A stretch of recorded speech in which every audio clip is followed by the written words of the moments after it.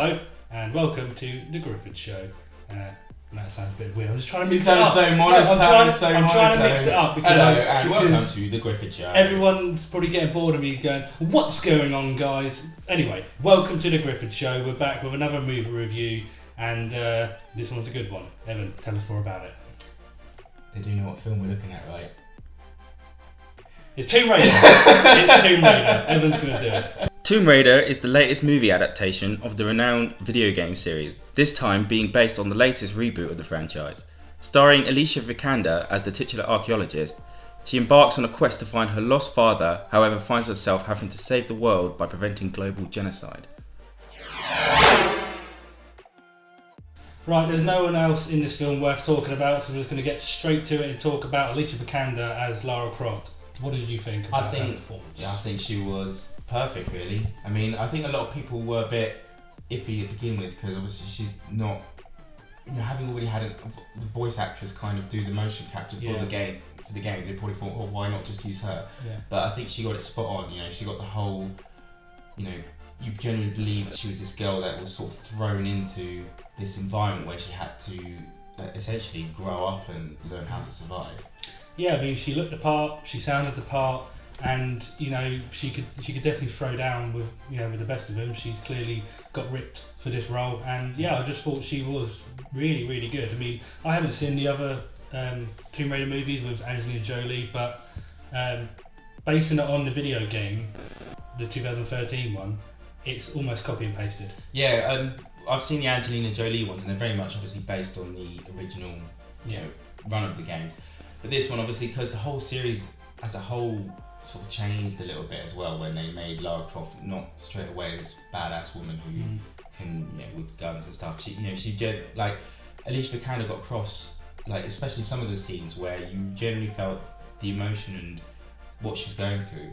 Like especially like the first scene where she actually takes the life of one of the bad guys. Yeah, her first kill is. It's just you feel that she's doing it to survive at the end of the day. It's all based on adrenaline, and you generally feel like this fear about herself, and she's not used to it. Yeah, because then after she does the deed, and she kind of just sits back, and you see the emotion in her face, and you see how much it's taken a toll on her.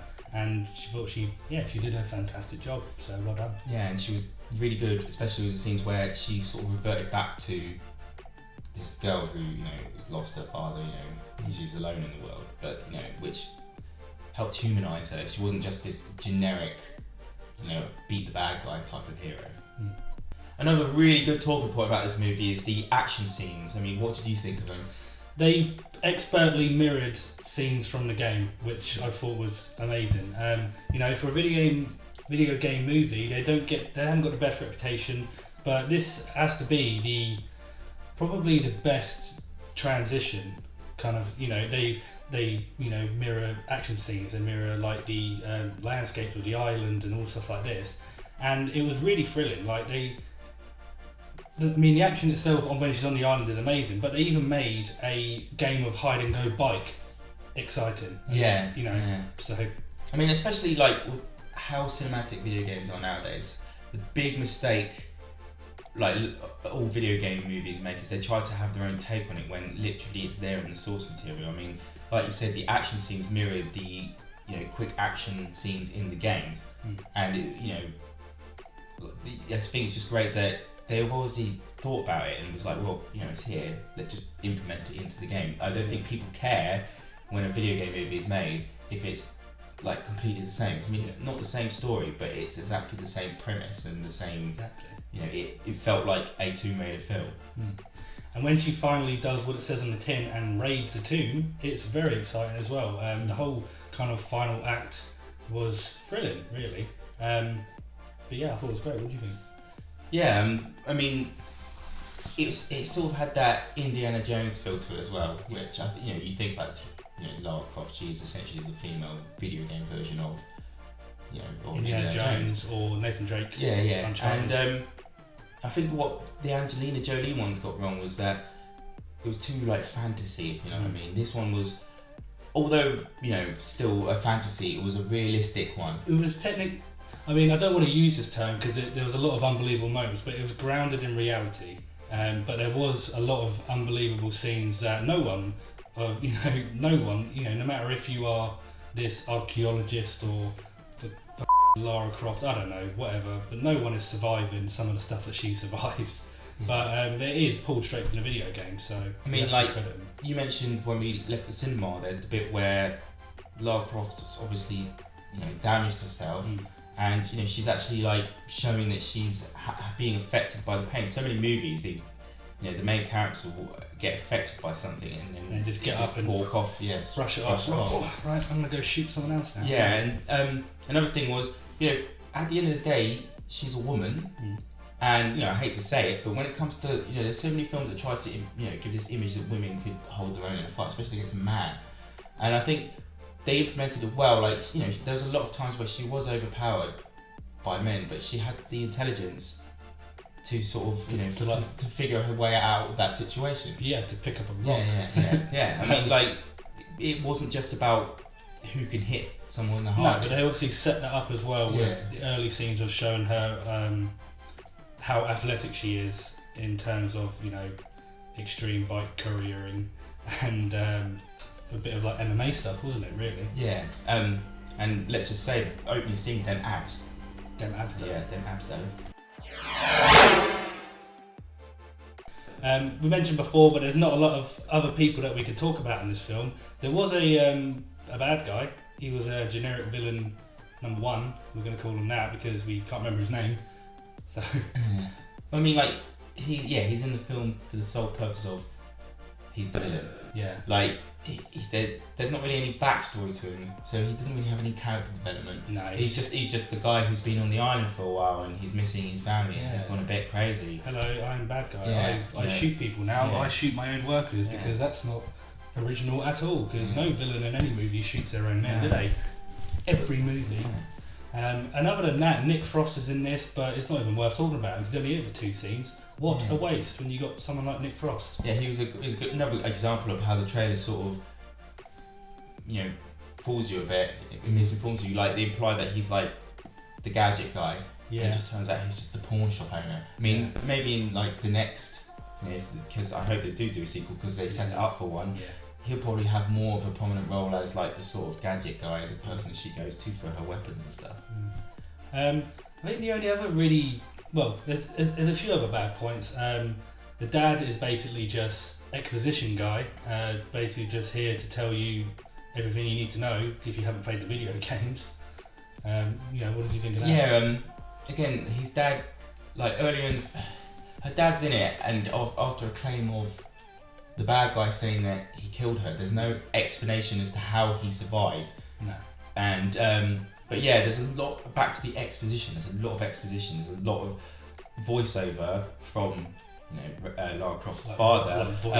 Just explaining stuff. And if you don't follow the games, especially the rebooted games, you don't understand really what he's talking about, and you probably have to listen to kind of know who they are, which goes back to the generic villain.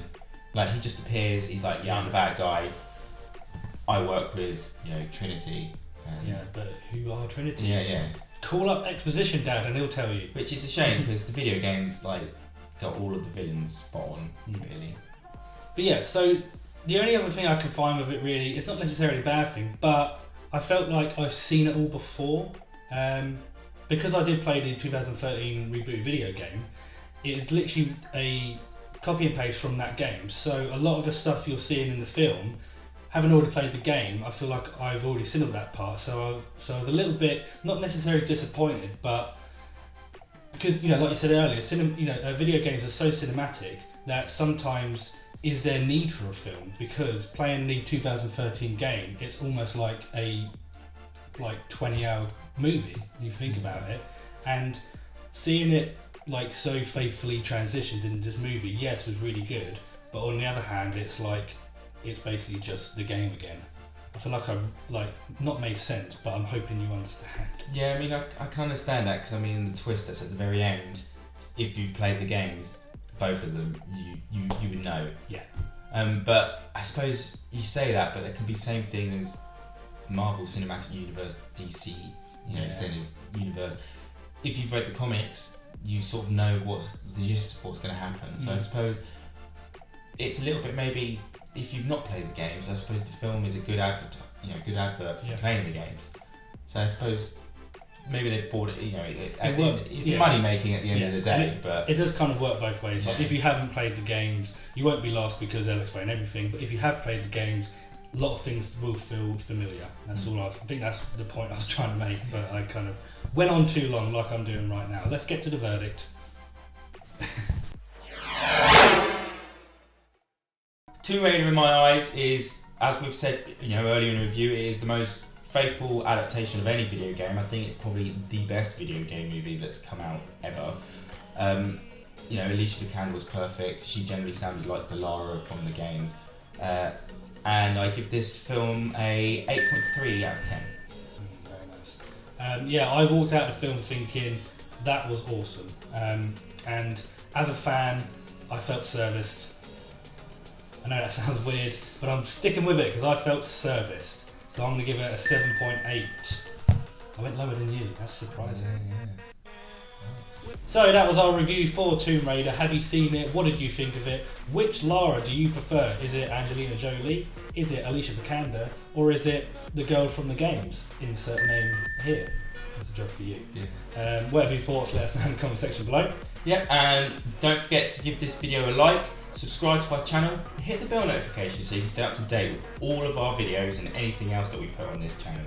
Also, we're on social media. We really appreciate if you support us on that as well. I'll say bye then. Yeah, bye. Goodbye. Bye. And, See ya. See you later. Yeah. You're still doing it. Go. Go.